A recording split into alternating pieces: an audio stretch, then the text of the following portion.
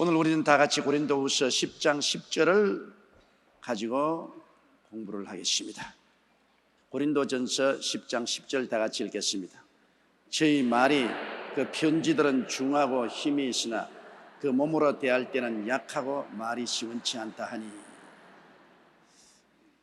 이 바울 선생이 상당히 마음속에 번민을 하는 것이 있는 것 같습니다.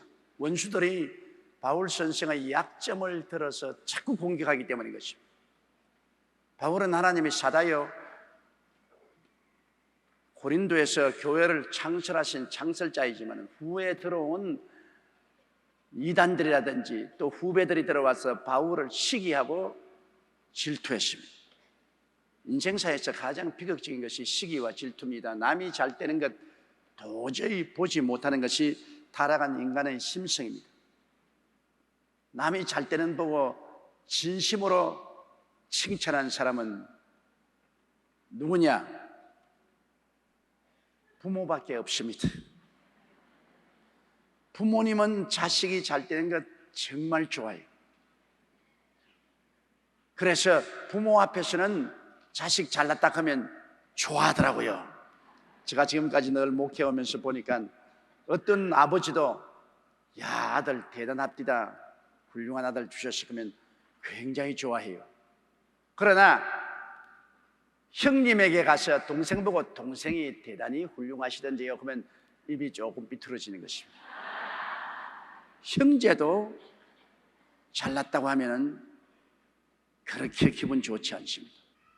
그런데 우리 예수 믿는 사람이 정말 예수 그리스도의 은혜를 받아서 남이 잘 되는 것을 진정으로 축하하고 칭찬할 수 있게 된다면 그분은 훌륭하고 위대한 사람입니다.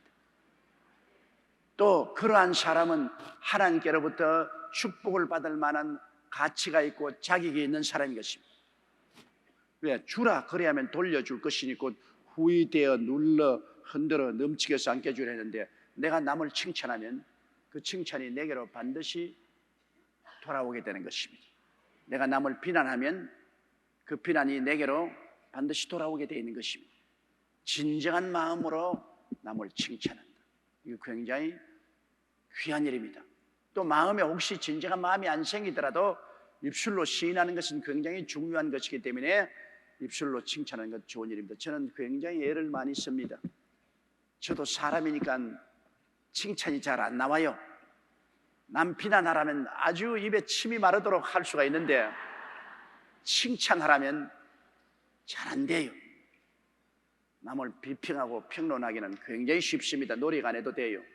남을 칭찬하려면 굉장히 노력해야 돼요. 이거는 지극히 가까운 사이에도 그렇습니다. 부부간에도 한 가지예요. 여러분, 아내가 남편을 칭찬 좀처럼 안 합니다. 참 우리 한국의 아내들이 남편을 칭찬하는 것에 굉장히 야속합니다. 칭찬 안 해요. 그런데 이 남편은 아내의 칭찬을 먹고 사는 겁니다. 이 경쟁사회에서 세상에 나가서 늘 비난당하고 공격당하고 시기당하다가 집에 돌아와서 아내가 푸근한 마음으로 남편을 칭찬을 해주면 굉장히 힘과 용기를 얻고 재생돼요. 그리고 그 아내가 굉장히 귀하고 가치 있게 보이고 고마워지는 것입니다.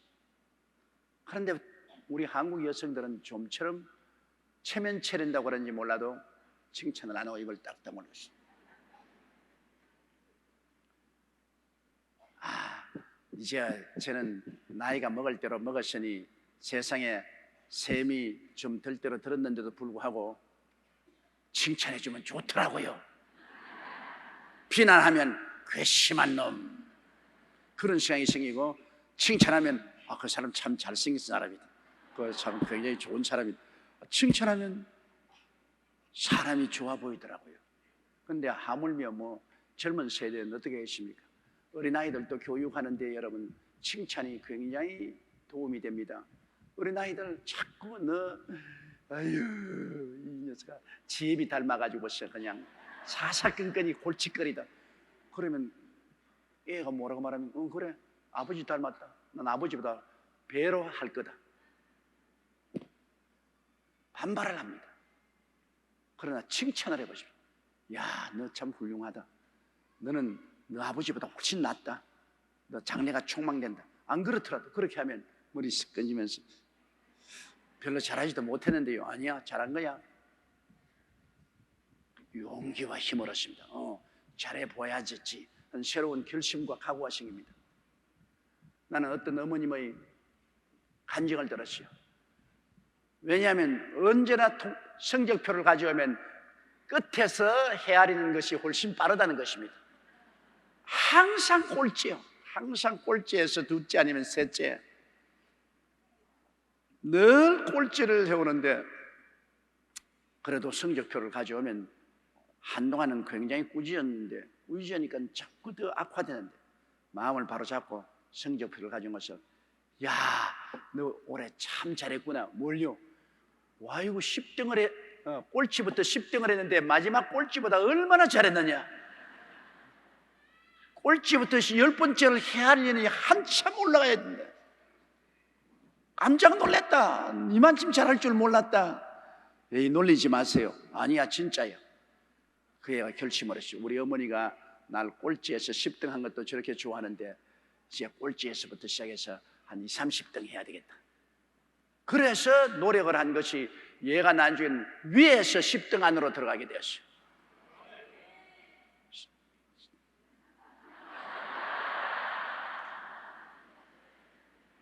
돌고래도 칭찬하면 잘 춤을 춘다고 말하는데 하물며 사람일까 봅니다. 남편들도 아내를 자꾸 윽박지르지 말고 아내의 장점을 들어서 흠뻑 칭찬을 해주면 아내가 굉장히 선량하게 되고 또 훌륭한 아내가 됩니다. 더구나 음식 투정하면 굉장히 아내가 듣기 싫어합니다. 나는 정성껏 힘써 했는데 음식 투정을 하니까 잘할 용기와 힘이 안 생긴다고 말해요.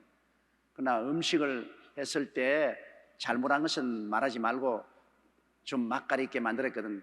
그걸 가지고 칭찬을 굉장히 하라고요. 굉장히 맛이 있다. 야, 요새 솜씨가 새로워졌다. 연구를 하는가 봐. 그 연구하에 달라 그 말인 겁니다. 굉장히 좋다고. 그러면 신바람이 나잖아요. 아, 더 음식을 맛있게 만들어 칭찬 받아야 되겠다. 그런 생각이 나죠. 칭찬은 사람에게 용기와 힘을 주고 더 발전할 수 있게 하지만 비난하면 낙심합니다. 열심히 하려고 해도 자꾸 비난하고 공격하고 비평당하면 에라 될 대로 되라 낙심이 되죠. 사도 중 사조인 위대한 사도 바울 선생도 당신을 비난하니까 그 비난에 마음이 괴로워서 그 비난에 대한 변명을 꼭 하십니다. 아예 무관심하다면 변명 안 하지요. 근데 바울 선생이 자꾸 비난을 당하니까 고린도 교인들에게 당신을 변명하는 것을 보면 비난이라는 것은 위대한 사도도 감당하기가 힘들다는 것을 느낄 수가 있는 것입니다. 비난은 참말로 하든지 거짓말로 하든지 굉장히 파괴적입니다. 칭찬은 참말로 하든지 정직하지 않게 칭찬한 것이라도 굉장히 건설적인 힘을 그 속에 가지고 있습니다. 칭찬이 비타민이면 비난은 독입니다. 바울 선생이 원수들의 비난을 받고 그 마음속에 상당히 고통스럽습니다. 저희 말이, 그러니까 바울 선생을 비난하는 원수들의 말이 그 편지들은 중하고 바울 선생의 편지는 읽어보면 굉장히 무게가 있고 이미 심장하고 좋다. 사실 바울 선생의 편지는 바울 선생 개인의 편지가 아니지 않습니까? 하나님께 기도하고 하나님의 성령의 계시를 받아서 하는 편지입니다. 오늘날 신약 성경에 바울 선생의 서신을 빼버리면 신약 성경이 거의 없습니다. 바울 선생이 기록한 신약 성경 압권으로 위대한 것이 로마서입니다. 창세기부터 요한계시록까지 가장 핵심적인 성경을 추리하면 로마서입니다. 로마서 한 권만 있으면 성경 전체가 그 안에서 해석이 다 되는 것입니다. 그런 인간의 운명과 인류의 역사를 뒤바꾸어 놓는 그 성경이 로마서인데 이것 다 바울 선생의 손을 통해서 쓰였습니다. 고린도 전후서나 갈라디아서나 에베소, 빌립보, 골로새 같은 쉽고 하나님의 은혜가 넘치는 이 서신들도 바울 선생의 손을 통해서 적었습니다. 그 바울 선생 개인의 머리에서 나온 것이 아니라 바울 선생의 경험과 지혜와 지식과 총명을 하나님이 사용하셔서 성령으로 말미암아 그 편지를 쓴 것입니다. 그러므로 바울 선생의 편지는 중하죠. 그러나 원수들은 이것을 성령으로 기록한 것뿐 아니라 바울 선생이 인간의 지혜와 지식과 총명으로 적었다고 그렇게 말을 자꾸 합니다. 하면서 바울 선생의 편지는 꽤 잘 쓴다. 그 바울이 편지는 꽤 잘 쓰는데 몸으로 대할 때는 약하고 말이 시원치 않다. 실제 만나보면 사람이 키도 작고 시력도 좋지 않고 몸도 갈래갈래하고 말도 별로 시원시원하게 말하지 못한다. 웅변을 잘하지 못한다. 그렇게 비난했습니다. 나중에 바울 선생이 자신도 시인했습니다. 나는 말은 시원치 않다. 바울이 웅변은 시원치 않은 줄 알았습니다. 아주 사람들에게 듣기 좋은 시원시원한 말을 하지는 못한 것 같습니다. 그런데 주의 종이 여러분 말을 시원시원하게 할 수 있다는 것은 참 좋습니다. 음성을 들을 때 그 음성이 귀에 듣기 좋은 음성이 있고 음성이 듣기 싫은 음성이 있잖아요. 저도 들어보면 어떤 목사님은 설교하는데 꼭 장날 시장에 약장수하는 소리 같이 여러분 오늘도 그러면 굉장히 듣기가 답답합니다. 시원시원하지 않아요. 그러나 노래 잘하는 사람이 한 곡조 뽑는 것처럼 목소리가 시원시원하면 듣는 사람도 아주 편안하고 좋습니다. 부담이 되지 않죠. 이 목소리가 좋은 것은 대중 앞에 서서 연설한 사람이나 설교한 사람에게는 굉장히 중요한 것입니다. 더구나 목소리가 좋아서 노래를 잘한다면 얼마나 좋겠어요. 나는 하나님이 노래하는 은사를 안 주었기 때문에 얼마나 답답한지 몰라요.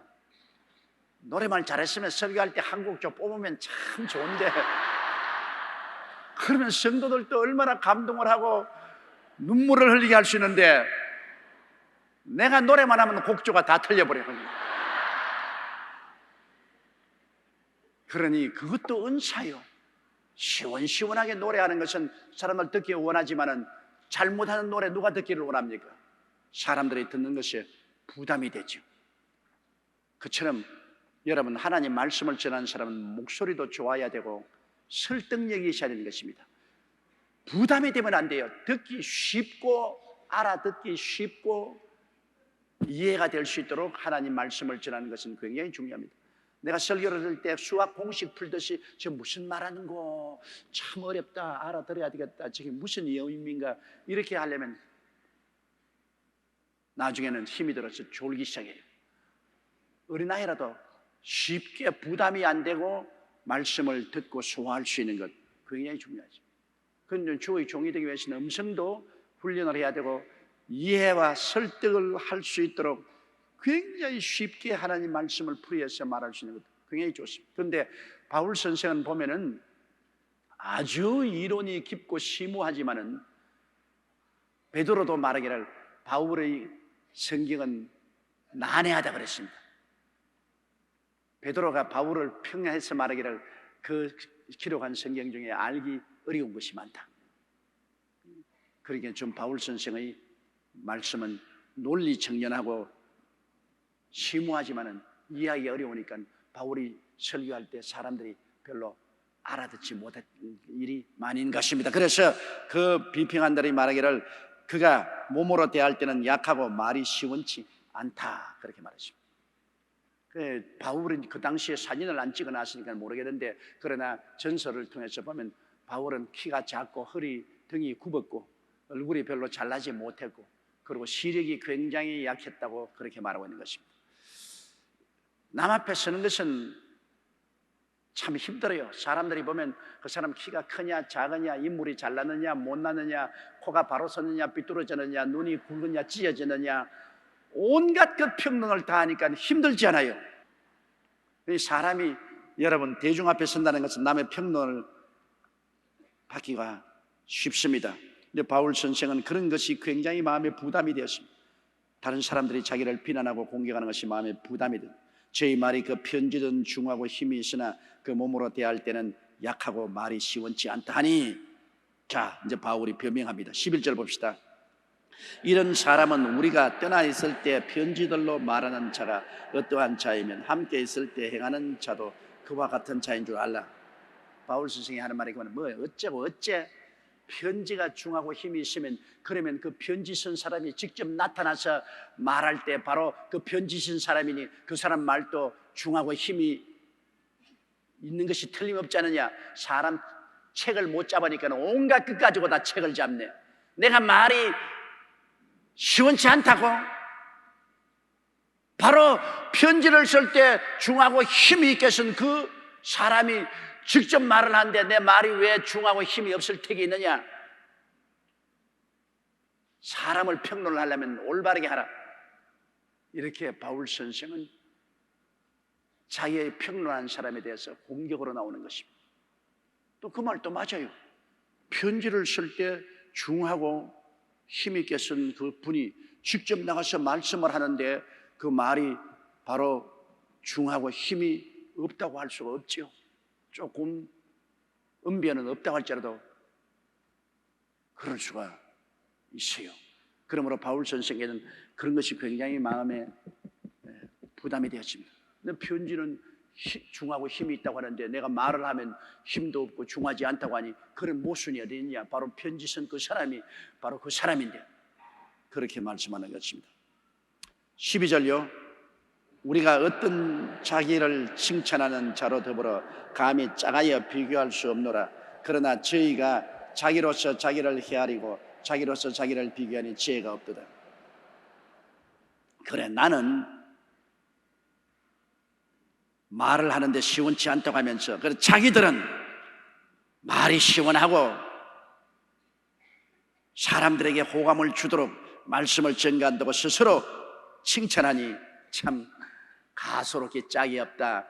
다른 사람이 칭찬을 해줘야지 자기가 자기를 칭찬하고 자기가 자기를 평가하니 가소롭지 않느냐. 바울 선생은 그렇게 말합니다. 바울을 비평하는 사람이, 바울은 그 말이 시원치 않다, 키도 작고 약하고 말이 시원치 않다. 그러나 우리는 바울에 비교하시는, 우리는 말도 시원히 잘하고, 우리는 키도 크고 후부대도 좋고, 우리야 잘하지 않느냐, 이렇게 말하니 바울이 아주 화가 났습니다. 뭐 어쩌고 어째? 그럼 남은 약하고 볼 모양 없고 그 말이 시원치 않다면서 자기들은 스스로 자기가 잘났다고 자랑하고 칭찬하니, 그런 지혜 없는 사람이 어디 있느냐? 칭찬은 다른 사람이 해야지 자화자찬하는 것이 무엇 자랑할 것이냐? 사실 그렇지 않아요? 칭찬은 다른 사람이 해야 가치가 있지 자기가 자기를 칭찬하는 건 별로 효과 없습니다. 요사이는 자기 PR 시대라고 그래서 전부 사람들이 나는 이런 사람이고 나는 어떻게 훌륭한 사람이니 동지서 딸 본 듯이 날 좀 보소, 날 좀 보소. 그런데 아무리 자기 PR 시대라도 자기가 자기를 칭찬하는 것은 듣기에 부담스럽습니다. 그러나 다른 사람이 보고 정말 훌륭하다, 정말 잘났다, 말씀 잘한다, 정말 좋다, 뭘요? 그러면서도 속으로 좋다. 그렇지 않습니다. 우리 한국 사람과 외국 사람과 다른 집에 계시면, 외국 사람은요, 목사님들도 설교 잘하면 내가 은혜 받았습니다, 참 오늘 훌륭한 설교했습니다 하면 고마워요, 참 고마워요, thank you very much, I love that, 이렇게 말하는데, 한국 사람은 아이고 오늘 설교 잘했습니다, 은혜 받았습니다, 뭘요? 별 볼 일 없죠. 한국 사람은 자꾸 자기를 비하도 합니다. 칭찬받기 원하면서 남이 칭찬하면 고맙다고 하면 좋은데 뭘요? 아니 옳시다, 그러면 안 돼요. 칭찬하면 솔직하게 고맙다고 말해야 돼요. 아이고, 오늘 어떻게 이렇게 젊어 보이노? 어떻게 이렇게 이뻐 보이뇨? 고마워요. 감사해요. 그런데 뭘요? 안 그래요? 그 왜 속으로 나 좋아하면서 겉으로는 그렇게 하면 그게 체면 차린다는 건데, 그거는 구식이요. 신식은 그렇게 하는 법이 아닙니다. 신식은 다른 사람이 칭찬하면 그들을 받아들여서 고맙다고 해줘야 돼요. 감사합니다. 고맙습니다. 더 칭찬해 주십시오. 그거 좋지 않아요? 그런데 칭찬해 주는데도 불구하고 아니올시다, 그렇지 않습니다, 아니에요, 그러면 칭찬하는 사람이 아주 무색해지는 것입니다. 민망스러워져요. 또 혹시는 남편이 아내가 와서 여보, 요사이 당신 참 이뻐 보여, 당신 정말 참 요사이 더 사랑스러워 하면 뭐 잘못 먹었어요? 왜 안 하던 소리 갑자기 해요? 남편이 칭찬했다가 완전히 아주 무색해지. 그 다음에는 명구스러워서 칭찬하고 싶어도 안 합니다. 남편이 그렇게 말하면 탁 뛰어가서 목을 탁 끌어안고, 나는 당신이 그렇게 말해줘서 너무너무 좋아, 너무너무 고마워, 정말 고마워요. 그러면 남편이 야, 내 칭찬이 효과를 발생했구나, 앞으로도 칭찬을 잘 해줘야 되겠다. 그래야지. 칭찬한 것을 그대로 솔직히 받아들이지 않고 오히려 면박을 주면 안 되잖아요.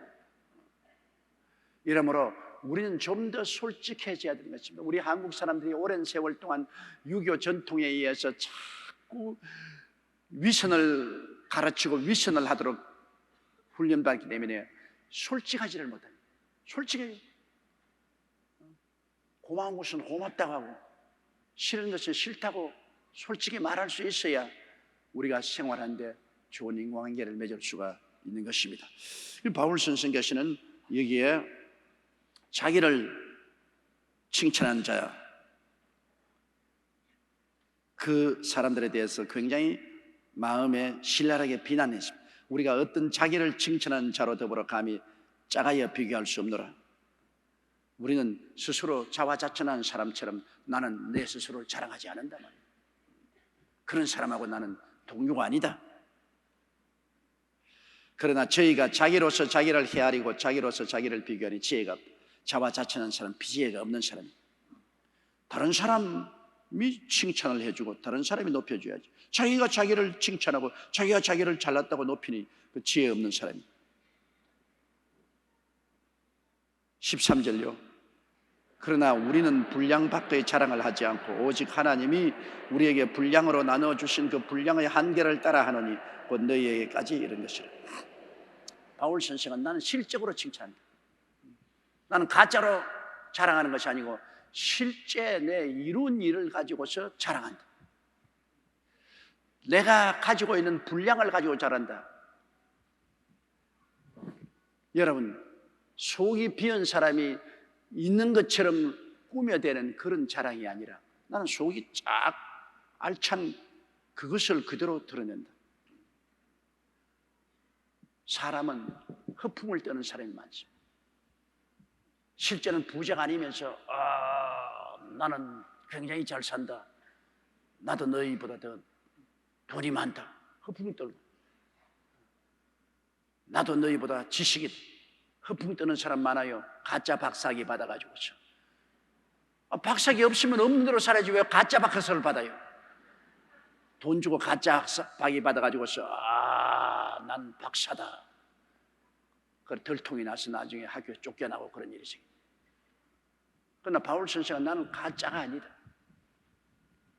나는 헛되이 스스로 자랑하는 것이 아니라 실적을 가지고 자랑한다. 그러므로 다른 사람들은 내가 이루어놓은 교회에 와가지고서 자기가 잘났다고 하는데 나는 실제로 복음을 전개했고 실제로 고린도에 와서 너희들을 구원해가지고서 오늘날 교회를 이루었지 않느냐. 그러므로 내가 스스로 자랑하고 내가 스스로 칭찬하는 것은 헛된 칭찬이 아니라 허풍이 아니라 실제다. 실제 그렇지 않느냐. 우리 여의도 순복음교회가 굉장히 큰 교회입니다. 세계에서 최대 교회입니다. 그렇게 하면 사람들이 허풍 떤다고 말하냐? 허풍 떤다고 말하지 않습니다. 사람들이 다 우리 교회 와보고 난 다음에 귀로 들었던 것보다는 훨씬 더 크다 그럽니다. 많은 사람이 그런 이야기예요. 여의도 순복음대에서 소문은 많이 들었지만 실제 와보니까 소문 들은 것보다 훨씬 더 크더라. 성도들이 소문 들은 것보다 더 열심이고 충성스럽고 하나님을 잘 믿더라. 모두 다 그렇게 말합니다. 소문 들은 것보다는 더 크더라. 그런데 만일 와서 소문은 굉장한데 와보니까 허풍이더라. 굉장하다고 소문 들었는데 실제 와보니까 쭉정이더라. 쭉정이. 그렇게 말하면 안 되잖아요. 그 바울 선생이 하는 말은 바로 그럽니다. 소문 들은 것과 똑같이 우리들은 허풍 뜨는 것이 아니다. 실제로 내용이 있다. 그 말인 것입니다. 분량 밖의 자랑을 하지 않는다. 내용 없는 것을 자랑하지 않는다. 우리 분량은 내용이 있는 그것을 가지고 하나님이 우리에게 주신 분량을 따라서 자랑하는데, 우리 분량이 어디까지 왔느냐? 고린도까지 왔다. 우리 예루살렘에서 나와서 고린도까지 와서 교회를 세웠으니 이것이 하나님이 우리에게 준 분량이다. 그 분량을 가지고 난 실제로 이것을 가지고서 자랑하는데 내 자랑은 헛되지 아니한다. 헛된 자랑하지 말은 것입니다. 우리도 그래요. 우리가 조금 잘못하면 허풍 떨게 돼요. 헛된 자랑하게 돼요. 동물계에도 보면 허풍을 떨 때가 많아요. 개구리가 보면요, 보통의 때는 안 그렇다가 뱀이 오면요 공개를 먹어서 이만큼 허풍을 떱니다. 아주 굵게 해놓고 있습니다. 그건 왜냐하면 뱀이 보고 감히 잡아먹으려고 생각을 하지 못하도록 바람을 집어넣습니다. 그래서 뱀이 나가면 또 바람이 빠져서 폭 하고 조그마해진 허풍 떨죠. 수탉들 암탉 앞에서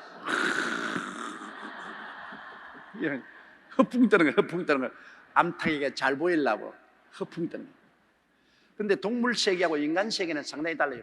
동물은 언제나 수컷이 자기를 아름답게 치장하는데, 그래서 색깔도 곱고 화려하고 아름다운 것은 전부 수컷이고, 암컷은 아무런 색깔이 없어요. 평범해요. 그런데 인간은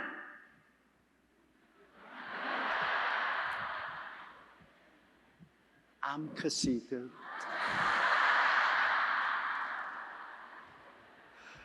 아름답게 치장하고 수컷은 별 볼 일 없어요. 동물 세계하고 인간 세계는 너무나 다르다. 그런 것을 제가 늘 느낍니다.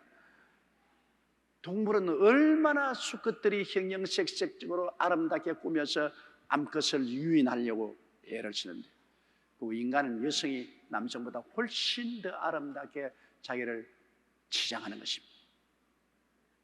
하나님이 그렇게 만들어 놓으시니 제가 무슨 말을 할 것이 없습니다.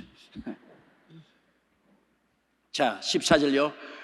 우리가 너희에게 미치지 못할 자로서 스스로 지나쳐 나아간 것이 아니요 그리스도의 복음으로 너희에게까지 이른 것이라.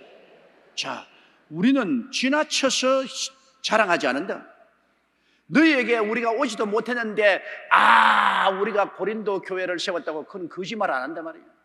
다른 사람들은 자기들이 와서 고린도 교회도 안 세워놓고 나무 세워놓은 교회에 와가지고서 칭찬하고 자랑하지만 우리는 그렇게 안 한다. 우리는 실제 하나님이 주신 분량대로 우리가 고린도에 와서 너희들 교회를 세웠지 않느냐, 그 말인 것입니다. 우리가 너희에게 미치지 못할 자로 스스로 지나쳐 나간, 우리가 지나쳐 자랑하지 않았느냐. 그리스도의 복음으로 너희까지 우리는 이르러서 우리는 이렇게 교회를 세웠는데 왜 다른 사람들은 실제 와서 고생하고 교회를 세워놓지 않고 남은 세운 교회에 와가지고서 남을 비난하고 공격하고 자기들이 마치 그만한 실력이 있는 것처럼 허풍을 떠느냐 말이야. 이 허풍쟁이들아. 그렇게 바울이 말한 것입니다. 15절요. 우리는 남의 수고를 가지고 분량밖에 자랑하는 것이 아니라 오직 너희 믿음이 더할수록 우리의 한계를 따라 너희 가운데 더욱 위대해지기를 원한다. 바울 선생이 우리는 남의 수고를 가지고 분량밖에 자랑한다. 남이 수고, 큰 고생해서 이루어 놓은 것을 가지고 자기가 한 것처럼 허풍을 떨지 않는다. 우리는 우리 수고를 가지고 자랑하지 왜 남의 수고를 가지고 자랑해? 다 남이 이루어 놓은 가지고서 자기가 한 것처럼 허풍 떤다. 그런 일을 우리 하는다. 그러나 우리의 자랑은 점점 자란다. 왜냐하면 우리가 너를 시작했는데 너희들이 점점 커지니까 너희가 커질수록 우리의 자랑은 더 많아진다. 그러므로 바울 선생은 말하기를 고린도 교회가 잘 되면 잘 될수록 우리 자랑은 더 많아진다. 우리는 나무의 수고를 가지고 분량 밖에 자랑하는 것이 아니라 너희 믿음이 더하면 더할수록 그 한계가 높아지면 높아질수록 너희 가운데서 우리는 더욱 위대하겠다. 야, 바울 선생이 세운 고린도 교회가 저렇게 커졌다. 더 자랑이 커진다. 바울 선생은 고린도 교회가 성장하면 성장함에 따라서 더욱 위대해지기를 바라지 절대로 허풍을 떨지 않겠다는 것입니다. 남의 일을 해놓은 것을 와가지고서 큰 소리치는 그런 가짜들 같이 행하지는 않겠다. 16절요. 이는 남의 한계 안에 예비한 것으로 자랑하지 아니하고 너희 지경을 넘어 복음을 전하려 함이라.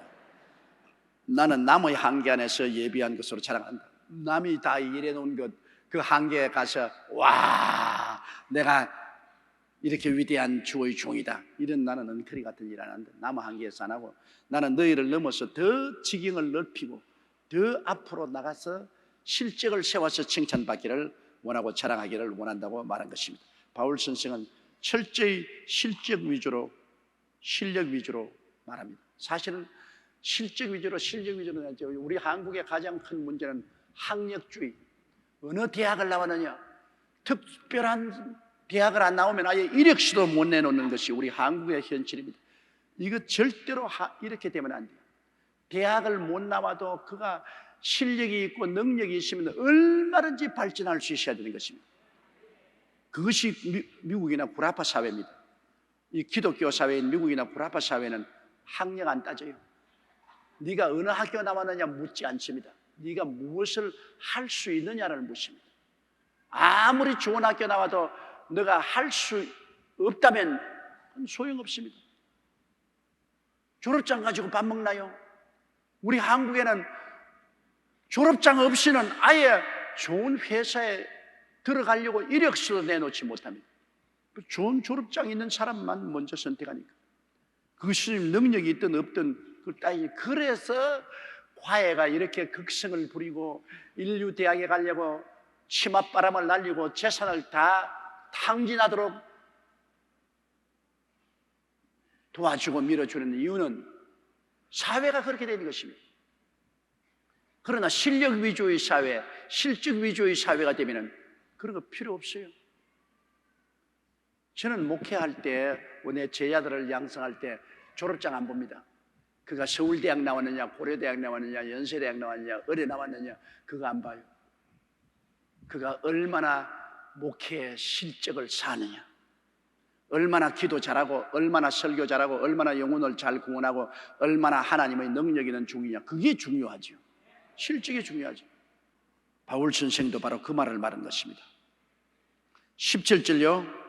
자랑하는 자는 주 안에서 자랑할지니라. 그렇잖아요. 자랑할 게 뭐 있어요? 여러분, 우리 다 뭡니까? 진흙으로 이겨서 생기를 불어넣어서 만들어놓은 흙더미인데 우리가 자랑할 게 뭐 있어요? 우리가 살고 있는 것도 주님이 생기를 주어서 살고 있고 지금까지 먹고 있고 마신 것도 주의 능력으로 한 것 아닙니까? 우리 스스로가 자랑할 것이 무엇입니까? 내가 지금 산 것은 주님의 크신 은혜요. 주의 은혜 없이 우리가 뭘 한단 말입니까? 누가 자랑합니까? 오늘 이 시간에도 주님께서 우리 코에 생기를 떼면 우리는 흙으로 돌아갈 따름인 것입니다. 자랑할 것 아무것도 없어요. 모든 것이 주님께로 말미암고 주님께로 돌아가는 것이니 영광을 주님께 돌릴 것밖에 아무것도 없습니다. 주님이 하신 일이죠. 그러므로 우리 자랑하는 자는 주 안에서 자랑하라. 우리가 무슨 일을 해도 주님이 주신 능력으로 이 일을 했으니 모든 영광을 주님께만 돌려야 되는 것입니다. 사람이 영광받을 처지가 못 돼요. 사람이 무슨 영광받아요? 지은 것 죄밖에 없는데 예수님 십자가 보혈을 잊지 않고는 구원받을 수 없는 것이 인간 아닙니까? 그러므로 영원히 자랑은 주 안에서 자랑하고 주님을 자랑하고 우리에게 능력 주셔서 여러 일을 하게 하신 주님께 감사드려야 합니다. 주님이 각 사람 불러서 능력을 줘요. 어떤 사람에게는 1달란트 주시고 어떠한 사람에게는 5달란트 주시고 어떤 사람은 10달란트 주시는 거예요. 저도 저같은 주의 종이지만 내가 큰 교회를 목회할 수 있다는 것은 내가 잘해서 아니라 주님이 제게 그만한 달란트를 주셨기 때문에 그런 것입니다. 내가 많은 달란트 받았다고 적은 달란트 받은 사람 보고 비난할 수 있느냐? 할 수 없지요. 주님이 그 사람에게는 적은 달란트를 주었기 때문에 그만큼만 일할 수밖에 없지요. 능력이 그밖에 안 되니까. 그러나 주님이 내게는 더 많은 달란트를 주셨으니까, 그 능력을 주셨으니까 그만큼 일해야지요. 안 하면 큰일 나지요. 또 나보다 더 크게 일하는 사람 보고 내가 시기하고 질투할 수 없는 것은, 주님이 그분에게는 그만한 달란트를 주셨기 때문에 그 능력으로 그만큼 큰 일을 하는 것입니다. 적은 일을 하는 것도 주님이 그만큼 하라고 해서 적은 일을 하시고, 많은 일을 하는 사람도 주님이 그만한 능력을 주셨기 때문에 그 많은 일을 하는 것이니, 능력은 사람에게서 난 것이 아니라 주님이 주신 것이므로 능력 주신 하나님께 우리가 영광을 돌려야 되는 것입니다. 바울 선생이 말하기를 내게 능력 주신 자 안에서 내가 모든 것을 할 수 있다. 하나님이 능력을 주신 데 모든 일을 할 수 있다. 성령이 오셔서 능력을 주심에 따라서, 은사와 능력을 주심에 따라서 우리가 일을 할 수가 있는 것입니다. 하나님이 능력 안 주시면 할 수가 없어요. 우리의 세일 구역장이나 세일 지역장 여러분들도 하나님이 능력 주시는 한도 내에서 크게 일할 수도 있고 적게 일할 수도 있어요. 하나님 주신 능력에 따라서 할 수 있어요. 능력이 적은데 어떻게 합니까? 그 힘이 적은 사람이 어떻게 큰 짐을 짊어져요? 그러나 힘이 큰 사람은 큰 짐도 짊어지지 않아요. 적은 힘이 있는 사람은 적은 물건 걸머져, 큰 힘이 있는 사람은 큰 짐을 걸머지. 그다 능력 따라서 우리가 인생을 살아야 되는 것입니다. 그러므로 모든 능력을 주신 하나님을 자랑해야지 자기를 자랑하면 안 됩니다. 18절요. 옳다 인정함을 받는 자는 자기를 칭찬하는 자가 아니요 오직 주께서 칭찬하시는 자니라. 자기가 아무리 자랑하고 돌아다니도 주님께서 에이 남바 텐이다 너희, 그러면 아무 소용없죠. 그러나 자기가 아무리 겸비하고 낮아도 주님이 야 너 정말 대단하다, 훌륭하다 높이면 그게 얼마나 좋습니까? 높고 낮추는 고난이 하나님께 있지 사람에게 있지 않은 것입니다. 옳다 인정을 하는 것은 하나님이 하시지 사람이 하는 것 아니지 않습니까? 사람에게 아무리 잘 보여도 하나님께 잘못 보이면 아무 효과가 없지 않습니까? 사람에게 칭찬받아도 하나님께 칭찬 못 받으면 그 칭찬이 무슨 유익이 있으리요? 칭찬은 하나님께 오는 것이니 사람 바라보지 말고 하나님 바라보고 살아야 돼요. 하나님께 칭찬받도록 하나님께 충성을 해야지, 사람에게 칭찬받으려고 애를 쓰다가는 하나님께 버림을 받고야 마는 것입니다. 우리는 사람은 인심이 조석변이라 오늘 잘한다 했다가 내일 십자가에 못 박으라고 하는 것이 인간의 심정입니다. 하나님께 충성을 하면 사람이 나를 칭찬해도 좋고 사람이 나를 욕해도 상관하지 않아. 나는 하나님의 영광을 위해서 하나님 뜻대로만 산다. 이것이 우리의 삶의 중심이 되어야 되는 것입니다. 하나님 그분만 쳐다보고 살아야 돼요. 다른 사람 칭찬받아서 뭐래요? 결혼한 부인이 남편에게 사랑받고 칭찬받는 게 좋지 다른 남자에게 사랑받고 칭찬받으면 사고가 난다고. 문제가 보통 복잡하지 않아요. 그 부인이 자꾸 다른 남자에게 사랑받고 칭찬받으려고 애를 쓰면 그 큰 문제가 되지만, 자기 남편에게 사랑받고 칭찬받으려고 애를 쓰는 것은 참으로 좋은 것입니다. 우리의 영적인 남편은 우리 주 예수님인 것입니다. 예수님께 사랑받고 칭찬받으려고 우리가 노력을 하고 애를 써야지, 세상에 사랑받고 칭찬받으려고 애쓰고 노력해서는 안 될 것입니다.